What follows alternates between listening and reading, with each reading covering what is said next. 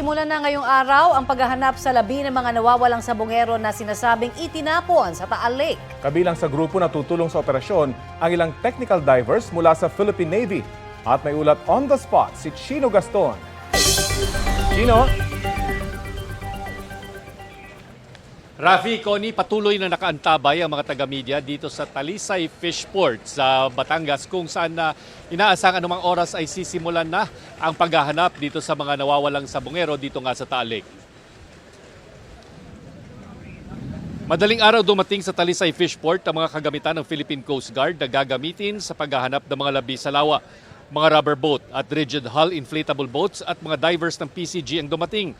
Ang paghahanap sa Taal bunsod ng mga sinabi ng witness na si Dondon Patidongan na tinapon ang mga labi sa Taal Lake at ang nadiskubre ng Department of Justice na isa sa mga sospek sa kaso ay may inuupahang mga fish pond o fish cages sa lawa.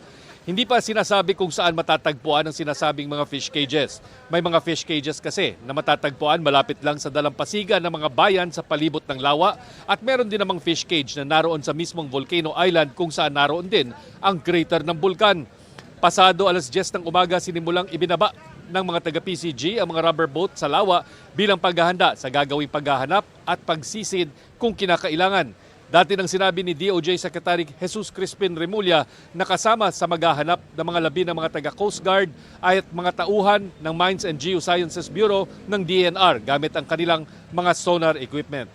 Alam mo, Connie at Rafi, isa sa magiging hamon sa paghahanap ang medyo lumalaking alon sa lawa, no? Ang inaasang paghulan tuwing hapon at yung mababang visibility o malabong tubig. Bukod pa ito sa siyempre napakalalim at napakalawak na search area na yun nga ang katubigan ng Taal Lake.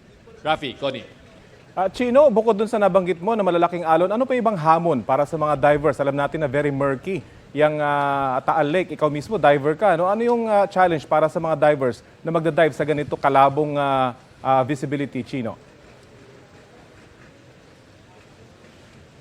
Well, first of all, Rafi, no, ang tingin natin dito, yung information kasi, yung fish cage daw, meron dito ang isang suspect na inupahang fish cage. So, ngayon, kung yung fish cages ay spread over a big area, napakalawak na area ang kailangang hanapin or suriin nitong mga divers natin. At kaya nga, isa daw sa mga rason kung bakit hinihingi na yung technical expertise ng Japanese government para magpadala ng remotely operated vehicles. Dahil syempre, alam naman natin, yung mga robot hindi napapagod at kayang sumisid kahit napakalalim. So, to answer your question, yung unang-unang hamon dito, yung napakalawak na area at yung sinasabi bang paglulubugan nila, ay yan na ba talaga yung tinutukoy o yung actual site kung saan pinaglubugan? Kasi kahit bumaba ka dyan at hindi naman dyan eksakto binaba o nilaglag yung mga labi, maghahanap ka sa ilalim ng napakalalim na lawa sa isang katubigan o yung visibility natin sa ngayon na masyadong malabo. No? Ika nga ng isang opisyal ng PCG na ating nakausap, malabo pa raw sa pusit.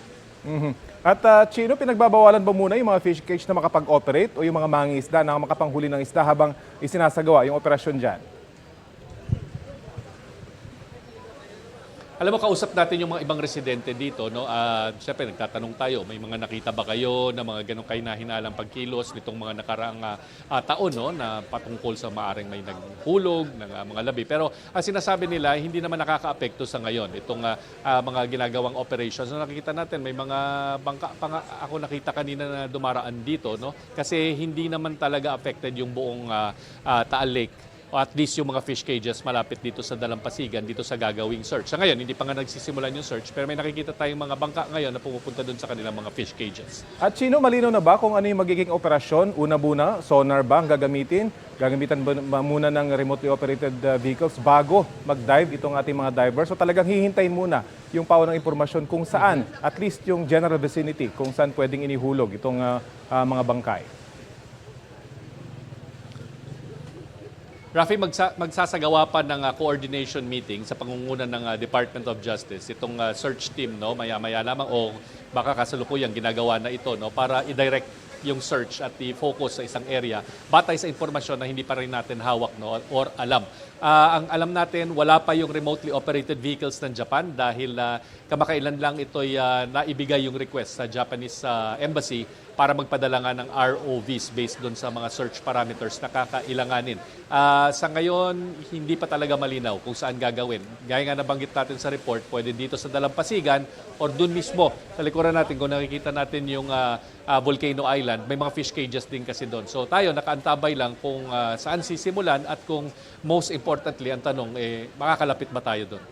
At posibleng gamitin din yung ROV ng Philippine Navy na meron ding capability. Maraming salamat sa iyo, Chino Gaston.